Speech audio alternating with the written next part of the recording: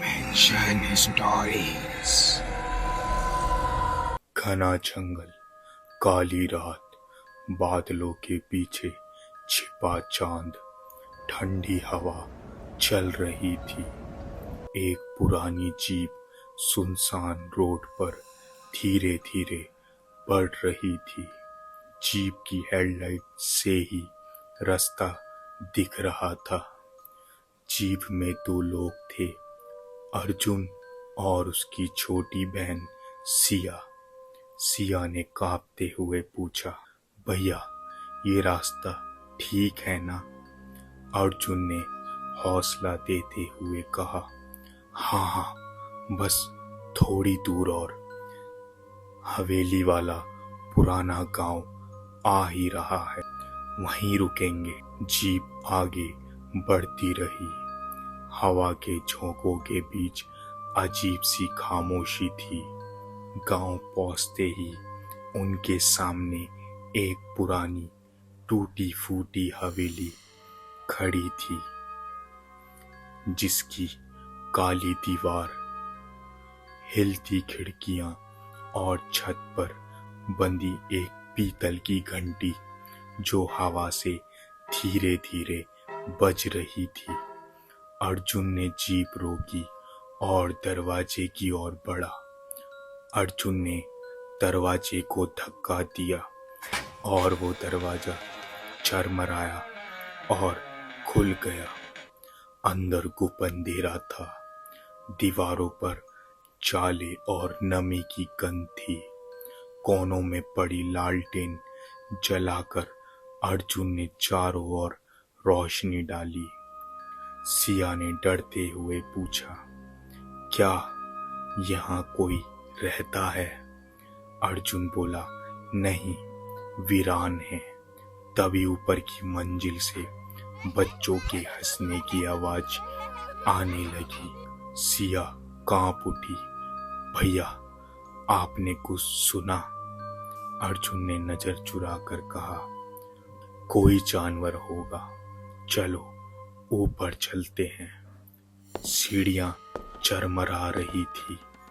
हर कदम पर ऐसा लग रहा था जैसे कोई आत्मा जग रही हो। दीवारों पर चले हुए हाथ के निशान थे। कमरे में टूटी पलंग, पुरानी अलमारी और बिखरे हुए बच्चों के खिलौने।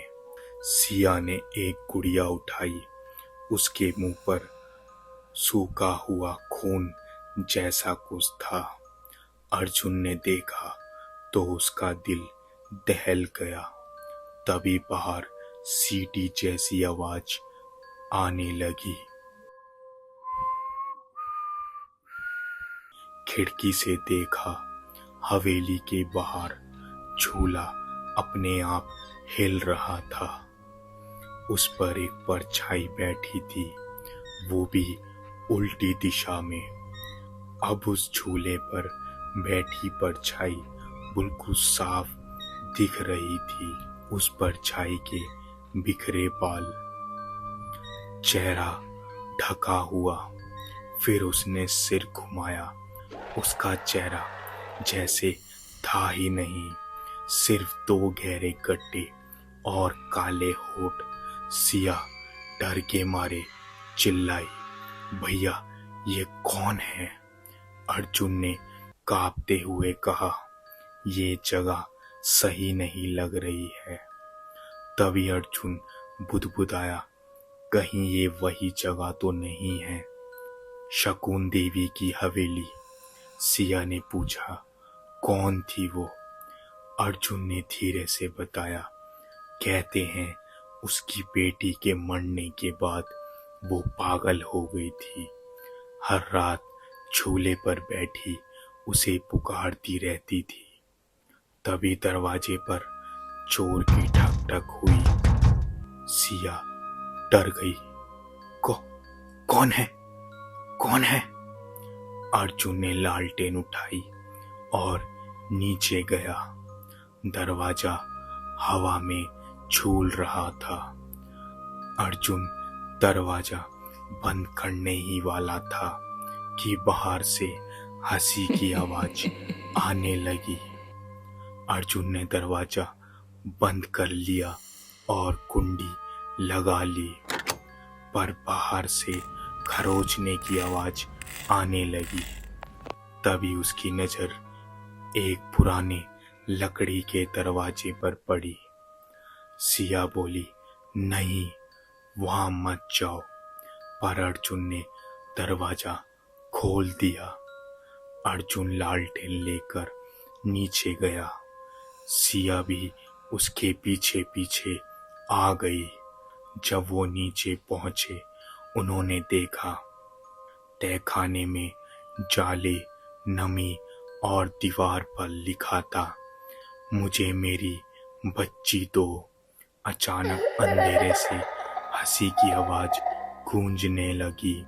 गुड़िया हाथ में लिए एक परछाई खड़ी थी। उसके मुंह से कुछ काला लिक्विड जैसा टपक रहा था। सिया कांप गई। वो कौन है भैया? अर्जुन कुछ बोल पाता उससे पहले दरवाजा बंद हो गया। लालटेन बुझ गई, अंधेरा छा गया। एक धीमी आवाज आई, मुझे मेरी माँ चाहिए। क्या तुमने देखा है मेरी माँ को? अर्जुन बोला, नहीं, हम बस चले जाना चाहते हैं। परछाई हंस पड़ी। दीवार कांपने लगी। अर्जुन ने माचिस जलाई तो परछाई ठीक सामने खड़ी थी। उसकी आंखों से खून बह रहा था। वो चिल्लाया, भागो सिया, भागो। दोनों दरवाजों की तरफ भागे। दरवाजा खुल गया। जैसे ही वो सीढ़ियां चढ़ के ऊपर पहुंचे, उन्होंने खिड़की से झांका तो अब उस झूले के पास एक और परछाई खड़ी थी। एक औरत की गोद में वही गुड़िया लिए थी और वो लोरी गा रही थी। दोनों भागते हुए जीप तक पहुंचे, पर जीप के बोनट पर वही गुड़िया रखी थी। सिया चीख पड़ी। अर्जुन ने गुड़िया फेंकी, जीप स्टार्ट की और जीप चल पड़ी। पीछे देखा, हवेली की छत पर वो औरत खड़ी थी। गोद में बच्ची थी और चांद की तरफ देख रही थी। हवेली धीरे धीरे धुएं में गायब हो गई। सिया कांपते हुए बोली, भैया, ये सपना था या सच? अर्जुन ने बिना पीछे देखे कहा, पता नहीं, और मैं जानना भी नहीं चाहता। पीछे से हंसने की आवाज आई और जीप अंधेरे में गुम हो गई।